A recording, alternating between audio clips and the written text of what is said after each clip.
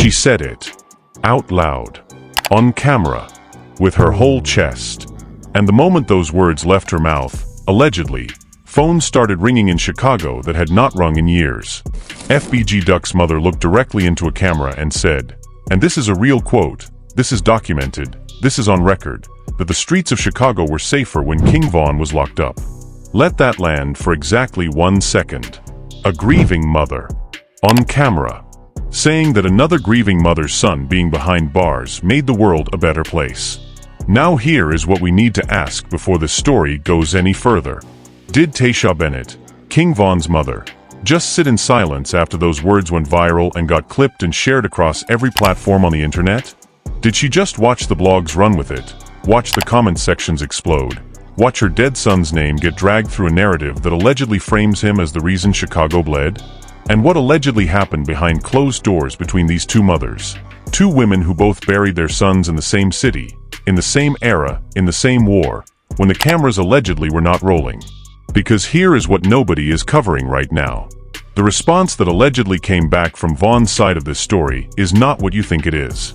It is allegedly bigger, messier, and reportedly far more personal than any blog has been willing to say out loud. The twist in this story involves a lawsuit, a dismissal, and allegedly a conversation between two mothers that the internet was never supposed to hear about. Do not move. This is the story that Chicago allegedly tried to keep quiet. To understand why this story is hitting the way it is hitting right now, you have to understand that this was never just a rap beef.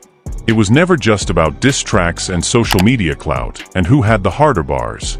The conflict between King Von and FBG Duck was rooted in something that predated both of them as artists, a generational, territorial, blood-soaked rivalry between two factions of Chicago's most entrenched gang infrastructure. Von's O Block, connected to the Black Disciples. Duck's Tukaville, connected to the Gangster Disciples. Two sets. Two histories. Two sides of a war that the rest of the world only discovered when it started showing up in lyrics. And at the center of that war, on both sides, were mothers. Women who raised their sons in conditions that allegedly made violence feel inevitable. Women who loved their children unconditionally, while allegedly watching those children get pulled deeper and deeper into something that was always going to end badly. Tesa Bennett raised Davon in Parkway Gardens, O Block, one of the most violent blocks in the entire city of Chicago.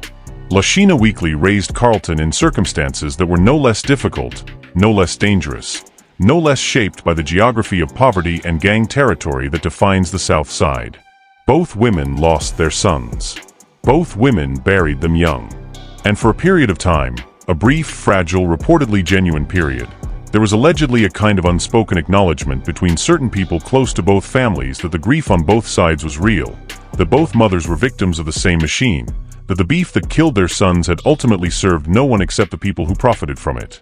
But here is where it gets interesting. That fragile unspoken truce allegedly began to fracture the moment Lashina Weekly filed her civil lawsuit in Cook County Court in October 2024.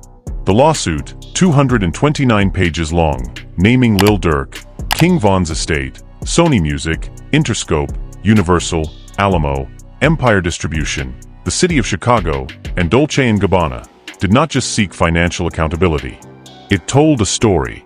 A very specific, very detailed, very legally framed story about what allegedly happened to Carlton Weekly on August 4, 2020, and who was allegedly responsible for it. And in that story, King Von was not a victim of the streets. King Von was allegedly the architect. The man who allegedly placed a $100,000 bounty on FBG Duck's head.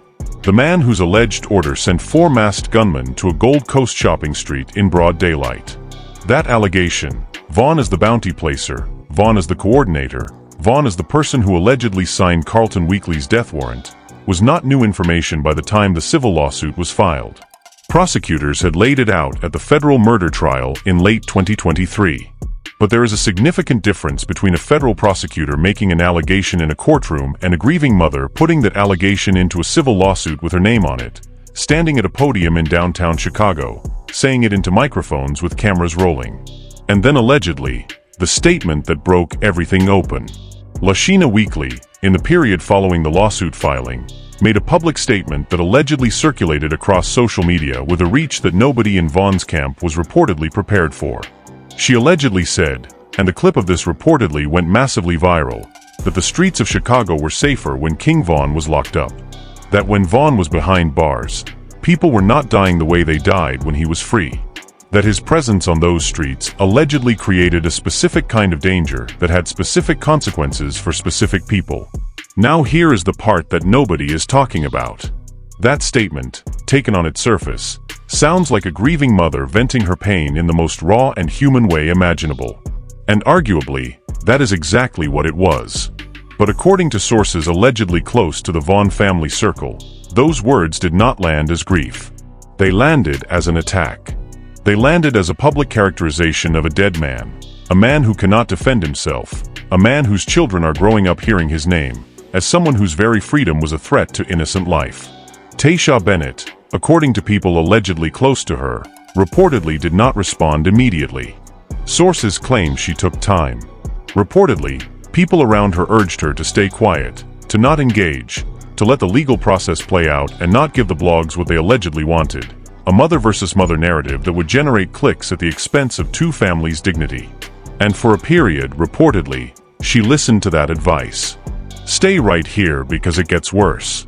Because while Tesa was allegedly processing in private, King Vaughn's sister Kayla B was not staying quiet. Kayla B, who had already been vocal about the FBG Duck lawsuit from the moment it was filed, reportedly took to social media to announce something that Lashina Weekly's team allegedly did not want to be the first thing people heard. Kayla B announced, publicly and directly, that the lawsuit filed against King Vaughn's estate and Lil Durk had reportedly been dismissed. The case, according to Kayla B, was thrown out. And her delivery of that information, according to people who saw the posts in real time, was allegedly not gentle. Reportedly, her tone was, quote, "I told y'all." Now here is the twist. Because Lashina Weekly did not accept that framing quietly. FBG Duck's mother reportedly pushed back, allegedly going on record to say that the fight was not over, that one ruling did not end the case, that her attorneys were continuing to pursue justice, and that anyone celebrating a dismissal was allegedly celebrating prematurely. Sources close to her legal team reportedly confirmed that the case was continuing in some form and that the alleged dismissal was not the full picture that Kayla B had presented it to be. Two women, both grieving, both fighting, both allegedly convinced that their version of the story is the true one. And in the middle of all of it, allegedly silent, allegedly watching, allegedly processing every word, was Tesa Bennett, Vaughn's mother. The woman who had buried her son and who is now allegedly watching his legacy become a battleground between lawyers and blogs and social media accounts and a civil lawsuit that was treating her child's name like evidence. And according to sources allegedly close to the Bennett family, Tesa had allegedly reached a point where staying silent was no longer something she was willing to do. What she allegedly said when she finally spoke, and who she allegedly said it to first, is the part of this story that reportedly nobody saw coming. Word on the street, and this is coming from sources allegedly close to people who were reportedly present or allegedly informed directly afterward, is that Tesa Bennett's response did not come in the form of a social media post. It did not come through a blog statement or a press release or a managed public narrative crafted by a PR team. According to insiders allegedly familiar with the situation, Tesa's response came in a way that was reportedly far more personal and reportedly far more significant than anything the blogs were anticipating. Allegedly, according to sources close to the Bennett family, Tesa Bennett made direct contact. Not through lawyers. Not through intermediaries. Allegedly, personally. And the target of that contact, according to insiders reportedly familiar with the exchange, was not Kayla B, was not Lil Durk's team, and was not any blog or media outlet.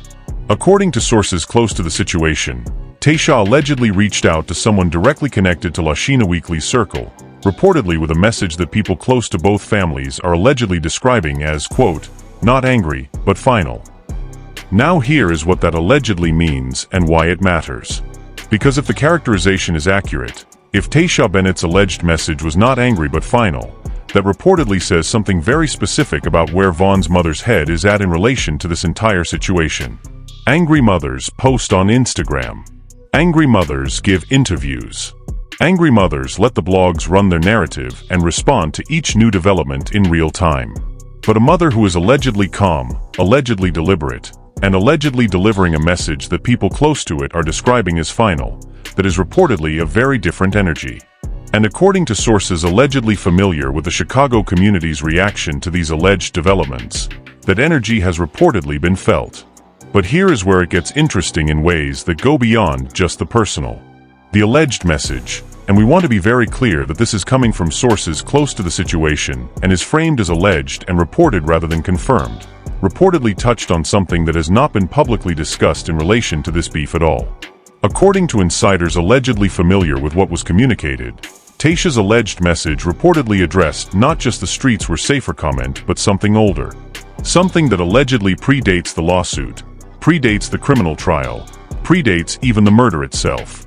According to sources close to the Bennett family, Tesa allegedly referenced a moment, reportedly from the period when both Vaughn and Duck were still alive, when, according to her alleged account, there was a real and human connection between the two families that the public narrative of their son's beef had completely erased. Stay right here because it gets worse. Because according to insiders allegedly close to both family circles, La China Weekly had, on at least one documented public occasion, acknowledged that Vaughn's death had hurt her too. In an interview with Vlad TV that is reportedly still accessible online, FBG Duck's mother said that she was hurt by King Vaughn's death, regardless of the beef between their sons. She acknowledged Vaughn as a human being, as a young man who also lost his life too soon, as someone whose death was also a tragedy. And according to sources allegedly close to the Bennett family, that interview, and the apparent humanity in it, was something that Tesa had reportedly held onto. Something that allegedly made the subsequent public statements, the lawsuit, and the streets were safer comment feel, to Vaughn's mother, like a betrayal of a moment of genuine connection that had allegedly existed between them. This is the part that nobody is talking about. Because the public narrative of this situation has been almost entirely framed as a legal dispute, a civil lawsuit, a court ruling, allegations and counter-allegations played out in filings and press conferences and blog posts. But underneath all of that legal framing, allegedly, there are two mothers who allegedly once shared something real across the divide of their son's deadly rivalry, and who are now allegedly on opposite sides of a very public, very painful, very monetized conflict. And here is what they allegedly did not want you to find out. According to sources reportedly close to the Chicago entertainment and legal community who have allegedly been following both the criminal trial and the civil lawsuit developments, there are reportedly conversations happening at levels above what the blogs are covering. Conversations about how Vaughn's legacy is being legally defined, how his estate is being managed, and who allegedly has the authority to speak on his behalf going forward. And according to insiders allegedly familiar with those conversations, Tesa Bennett is reportedly not a passive participant in them. Sources claim she has allegedly been consulting with legal advisors of her own, not in relation to the FBG Duck lawsuit specifically, but in relation to the broader question of how her son's name, image, and legacy are being used and allegedly misused in the public sphere. The alleged consultation reportedly started, according to sources close to the situation, around the same time that the FBG Duck civil lawsuit gained its widest public traction. And reportedly, according to insiders allegedly familiar with the scope of those consultations, the questions Tesa is allegedly asking are bigger than anything the blogs are currently covering. Questions about documentary rights. Questions about how Vaughn's story is told in long-form media. Questions about who profits from the narrative of his life and death, and who allegedly does not. The FBG Duck lawsuit did not just name King Vaughn as a defendant in a wrongful death case. It allegedly, according to legal observers reportedly following the case, set a precedent for how Vaughn's name and alleged actions can be legally characterized in civil proceedings. And if that characterization becomes part of the permanent legal record, even in a case that was reportedly partially dismissed, it potentially affects every future documentary, every future book deal, every future licensing agreement that involves King Vaughn's story. According to sources allegedly familiar with entertainment law, the implications of a civil filing of this size and scope go far beyond the immediate financial question of who pays whom. They allegedly shape the historical record. And Tesa Bennett, reportedly, understands this. Allegedly in a way that very few people in her circle anticipated.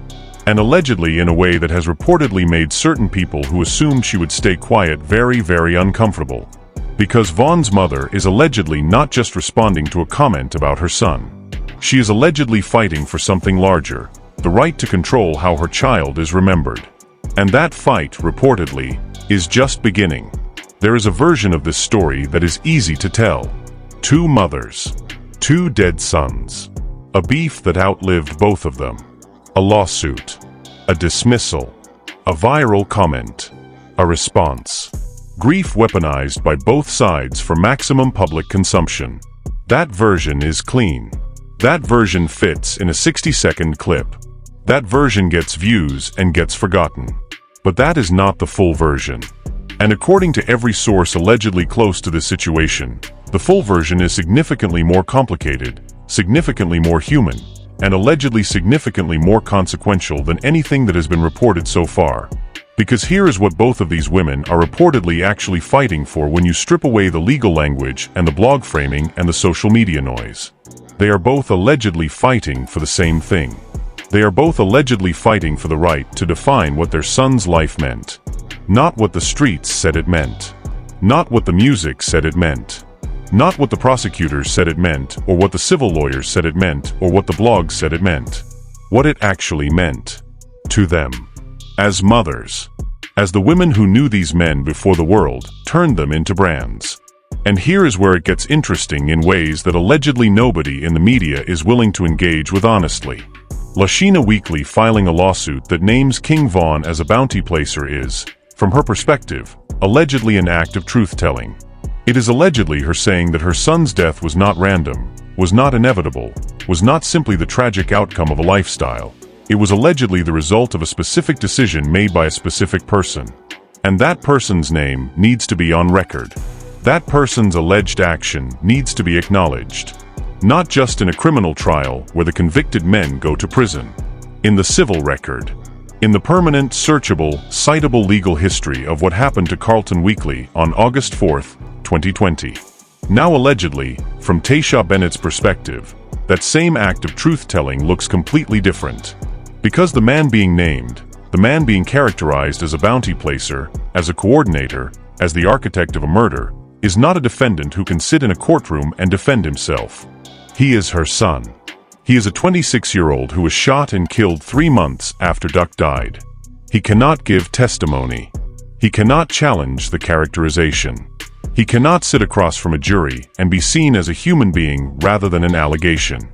And every time his name appears in a legal filing, in a blog post, in a viral social media clip, it appears in a frame that he never had the chance to contest. Stay right here because it gets worse. Because allegedly, according to sources close to the Bennett family, the thing that reportedly hurts Tesa most is not the lawsuit itself. It is not even the streets were safer comment. According to insiders allegedly close to her, what reportedly cuts deepest is the way the public narrative around her son has allegedly been allowed to calcify into a version of events that presents him as pure villain, while the complexity of what he was, where he came from, what shaped him, what he was trying to build before his life was taken, gets allegedly buried under allegations and court documents and viral clips. This is the part that nobody is talking about. King Von, before he was a defendant in anyone's civil lawsuit, was one of the most gifted storytellers that Chicago drill music had ever produced. His catalog, the Crazy Story series, took her to the Grandson for President, the sheer volume of music he released in a career that spanned less than 5 years, documented a life with a specificity and humanity that millions of listeners around the world recognized and connected to. He was not just a gangster rapper. He was allegedly a father, allegedly a son, allegedly a person who by multiple accounts was trying to find a way out of the exact cycle that ultimately took his life. And according to sources allegedly close to the Bennett family, Tesa has been watching that version of her son, the full, complicated human version, get allegedly erased in real time by the narrative war happening around his legacy. And here is what they allegedly did not want you to find out. According to insiders reportedly familiar with conversations happening within the Chicago arts and documentary community, there are allegedly multiple projects currently in development that intend to tell King Von's story in long form. Films, documentaries, biographical projects that would go beyond the highlights and allegedly present a fuller picture of who he was. And according to sources close to those projects, Tesa Bennett's alleged involvement and alleged approval is reportedly a significant variable in which of those projects moves forward and which does not. Sources allegedly close to the entertainment industry's Chicago-adjacent circles claim that certain producers and certain platforms are reportedly very aware that how they handle the FBG Duck King Von narrative in relation to those projects will allegedly determine whether they have Von's family's cooperation or their opposition. Lashina Weekly, according to sources reportedly close to her and to people in her legal circle, is allegedly aware of those documentary conversations too. And allegedly, according to insiders close to her team, she has reportedly expressed interest in ensuring that any long-form telling of this story includes her son's perspective, that Carlton Weekly is not reduced to a footnote in someone else's narrative, that his life is not told only through the lens of his death, that the story of what happened on August 4, 2020 includes who he was as a father, as an artist, as a human being who was allegedly targeted because he was good at what he did. And because that made him threatening to people who allegedly had more resources and more power than he did. Two mothers. Both allegedly trying to protect their sons' legacies. Both allegedly fighting for the same thing: dignity, truth, historical accuracy, but from positions so opposite that every step one takes allegedly feels to the other like an attack.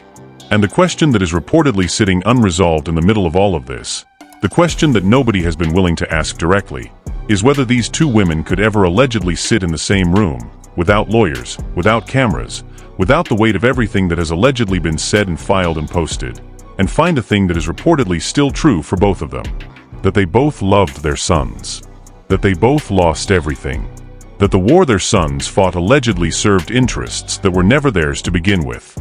Whether that room ever exists, and whether what allegedly happens in it would change anything about the legal battles, the narrative wars, the blog posts and the viral clips, is the question that this story does not yet have an answer to. And allegedly, according to sources close to both families, that answer is reportedly closer than anyone on the outside currently knows. This story is not finished. Not even close. Because allegedly, the documentary conversations are still happening, the legal battles are reportedly still being fought in ways the blogs have not fully caught up to, and the alleged personal exchange between Tesa Bennett and people close to Lashina Weekly is reportedly still unfolding in ways that could surface publicly at any moment. We are watching multiple fronts simultaneously, and allegedly, according to sources close to both families, the most significant development in this entire situation has not happened yet. What we do not know yet is whether the alleged dismissal of parts of FBG Duck's mom's lawsuit is truly final, or whether her legal team's reported promise that the fight is not over will produce something new that reshapes this entire conversation again. We do not know whether Tesa Bennett's alleged legal consultations will eventually produce a public action of her own. And we do not know whether the documentary and long-form media conversations allegedly happening around Von's legacy will ultimately be told on Von's family's terms, on Lashina Weekly's terms, or on terms that allegedly serve neither of them. Your like on this video matters for a specific reason that has nothing to do with metrics. This story involves two grieving mothers whose pain is allegedly being processed in public without their full consent, in front of an audience that sometimes forgets that the people in these stories are real. Every engagement tells the algorithm that this story deserves to be told carefully, completely, and with the full weight of what it actually involves. Not just the gossip. The humanity. Now drop one answer in the comments right now, because this question has no clean answer and we need to know where you stand. If both of these mothers sat down together, off camera, no lawyers, no blogs, do you think they would find peace, or is what happened between their sons too permanent to ever bridge? We will be back when the next chapter breaks. And allegedly, it is breaking sooner than anyone thinks. Fire.